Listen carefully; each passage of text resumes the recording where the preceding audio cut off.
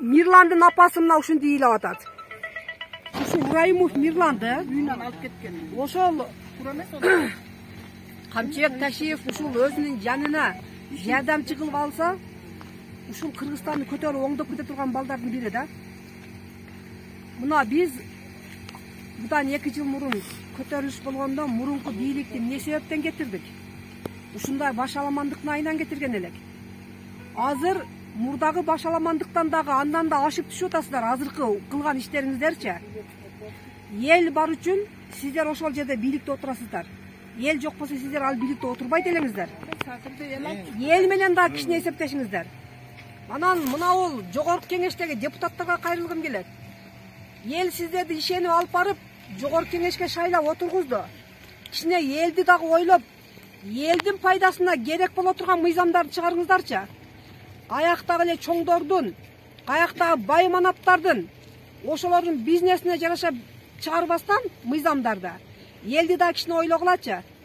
5-6 баласы бар жаш ата-энелер пособие ала албай жүрүшөт. Бул эмне деген маскарачылык? Биз жакшы өнүккөн өлкөнүн арасына катарына кошулабыз десек, Мирланга окшогон жаш балдарыбызды токтотуп, жакшына кылып, жакшы жерге иш орундуктарына отургузуп, сен да салымыңы кошкун деп Кыргызстандын келечегин үчүн күрөшкүн, сен дагы иштегин, Кыргызстанга салымыңы кошкун деш керек. А биз наоборот кылып атабыз. Ошон үчүн мен баарыңыздардан суранып кетемин, жогорку бийликтегилер. Ушундай маскарачылыкты токтотойлук. Ушул Ибраимов Мирланды жакшына кылып ордуна коюп коюңуздар. Колуңуздардан келсе, бизден кеткен катачылык экен деп элдин алдына чыгып кечирим сурап койсоңуздар дагы болот. Биздин ушундай кырчындай болгон жаш балдарыбызды көп кыйнабаңыздар. Ушундай кырчындай болгон жаш балдарыбызды пайдаланып, иштетип, Кыргызстандын келечеги үчүн жакшы кадамдарды таштайт бул балдар.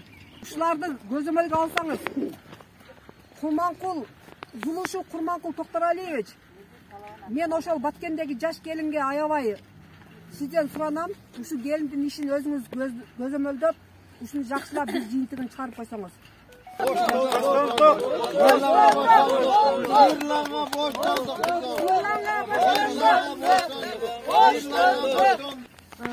Эгер ушул биздин Мирлан балабыз жакшы нишана менен ушуну кабар укпасак, Бишкекке чейин барабыз деп эл ушундай талпынып турат.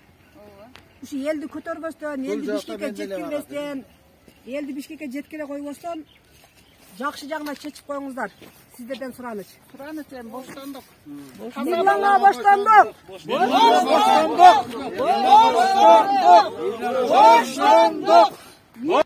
Менин айтып кетейин дегеним, бул жерде азыр биздин уулубуз ушул Мирлан дүнөсү жок эле жерден 48 саатка камакка алыныптыр. Бүгүн соту болуп атат. Мына бул ушундай биздин өнө турган, өсө турган кыргыз мамлекети үчүн пайдасы тие турган балдарыбызды ушинтип алып барып жок жерден жамнатты кылбастан, ушул балдарга жакшы бир иштер болсо берсеңиздер, кыргыз эл үчүн иштеп берсе, менин айтайын дегеним, биз мына бул жогору жакта иштегендер, айрыкча УКМКда иштегендер өзүбүз мыйзамды одоно бузуп атабыз да. Эмне себептен повестка менен чакырбадыңыздар? Мыйзамдын чегинде повестка менен чакырсаңыздар барат эле да. Ошол повесткада бир жолу эмес 3 жолу келиш керек. Ошол 3 повесткага баш ийбесе, ошондо дагы күндүзү жакшына келип, жакшына кылып алып кетишиңиздер керек эле. Иш убактысы бүткөндөн кийин эшигин алдынан машинасында киргизе койбостон жанагы басмачыны баскандай кылып алып кетипсиздер. Биз башка өлкөлөргө маскара болуп атабыз. Башка өлкөлөр биздин үстүбүздөн күлүп атат. Россиядагы менин тааныштарым сен кандай өлкөдө жашап атасың деп звонок кылып айтып атат. Мен уялып калдым. Азыркы биздин бийликтегилерден. Дагы бир айтып кошуп кете турган нерсе, мына бул Баткендеги Бакма деген кызыбызды ошол президенттин атайын ыйгарымдуу өкүлү чачынан жулуп, колунда мына бул биздин ошол Баткендеги кызыбыз, жаш эле кыз экен. Ал кайрылып атат, ыйлап. Мына ушуну Курманкул Зулушевич, сиз Зулушев Курманкул Токтаралиевич. Мен сизди аябай жакшы инсан катары билемин. Убагында мага да аябай жардамыңыз тийген. Мына ушул кызды дагы ыйлатпастан, мына ушуга окшогон жарандарыбызга бир кайрылып, ушулардын бир коргоп койсоңуздар. Мен ушуну ген прокурордон аябай өтүнүп суранам да. Бул прокурорлор өзү элди коргош керек да. Анын аялы мына ушу видеону кичине угуңуз. чалып, жезең айтты, сураныч, кийлигишпеле кой деп айтып атат. Кыздарын ойлосун айтып кой дептир. Если мына өзүңүздөр Ошондо кыздарын ойлосун айтып кой дегени бул эмне дегени? Биз кандай өлкөдө жашап атабыз? Бул жаш келин болсо, кыздары деле булардын жаш болсо керек. Биз ушундай балдарыбыз менен коркутуп жашап калганбызбы?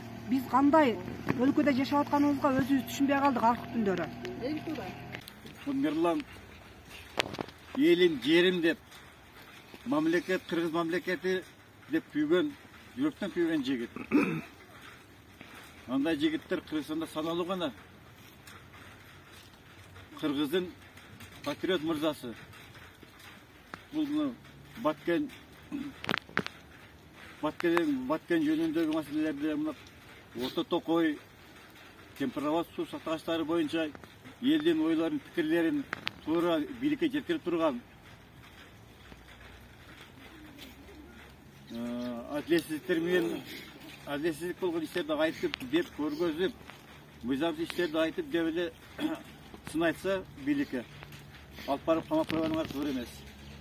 Биздин талап ушу Мирланды чыгарып койгула, чыгарып койсоңар болот. Ал ишиге качпайт ал жигит. Мирландын артында ушунча кыргыз эли турат. Аны камап сындырабыз дегениңер бул туура эмес.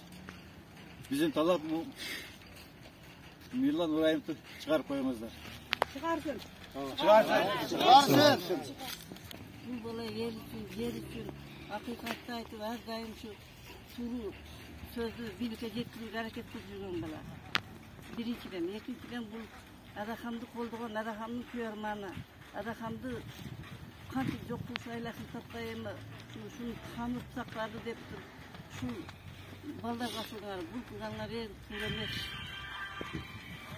Ушу бийлик өкүлдөрү Кудайдан корккула, элден уялбасаңар, бенделен уялбасаңар, Кудайдан корккула. Баарыбыз барарыбыз 2 метр жер. Илгери биздин бир кошунабыз болгон. Баласы ушунча бедава болгондуктан буга 2 метр жердин түзү жетет деп налыйт болду. Акыры ошо энесинин алдында өлүп кетти ошо бала. Ошол каргышты, ошол ниетти дагы өзүңөргө ойлоп кабыл алып жүргүлөр. Менмин деген адамдар дагы о бир Алладан күчтүү эмес пастта турат. Бул Алла, бир гана Алла билет. Алла деген адамдар, Мирланга окшогон адамдар Мирланды чыгарсын бул жерден.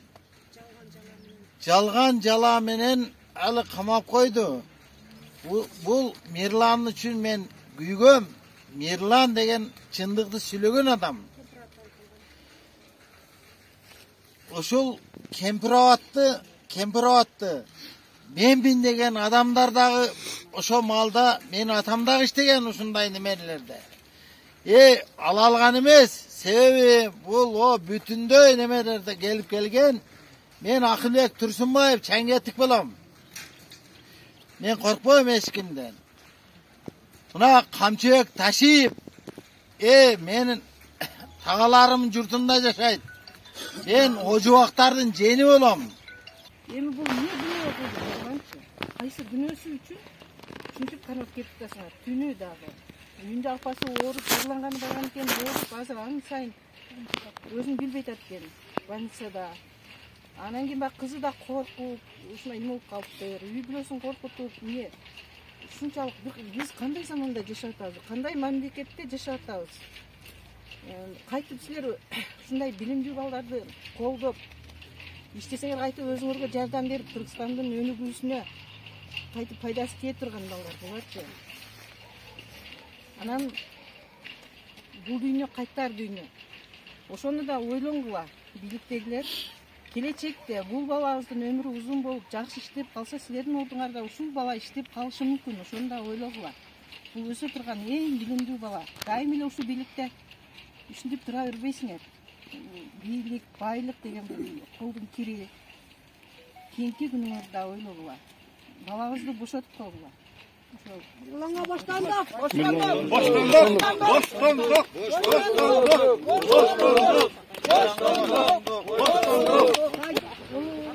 Keskamile tilim var var. O taşı senin buyruğun bu. Bu balanın niçin ittin balası takıp kolun kayırıp ketesin. Enatasın nege sızdatasın. Şu balanın nege ne meklasın. Bu yaş bala keleceği var. Bu balak da kalasa ama sadece ordun yelet da kalasa. Ben silerge asılmayın dedmeli. Öler koçman tayağına çökünet bolgulu çökünesin orada. Kopkogla mirlendi çıkargıla. Mirlendi hiç kандай günösü yok. Mirlendin aldıda taşıyıp senin günün var. Sen yerdi satkan sensin. Kampravatta bitti protokolun kötörüp alıp kıykırgan sensin. Algi aksakal iyilep durdu aksakal. Benim mazarım satılıp ketevi. Mazarımdı satmayımın dep aksakaldardı iyiletip durup yerdi satkan sensin. Millen yer satıp durup. Elini satıp mı, yerini satıp mı? Nege onu günekarlarsınlar? Günösüm ne de? Katsanın cevap verretasın. Sen millen balam ne kılıp koydu? Bu bala turma turu, keleceği var bala. Kelecekte kuda kalasa bola turgan bala. Bola turgandarga put toz koyun. Cinge tivegin, edin kızırını kaynatpagın.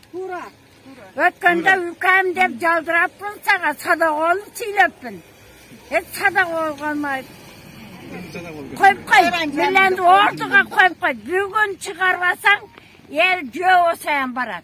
Buna ben göğe osayan barat. Boşlandık. Boşlandık.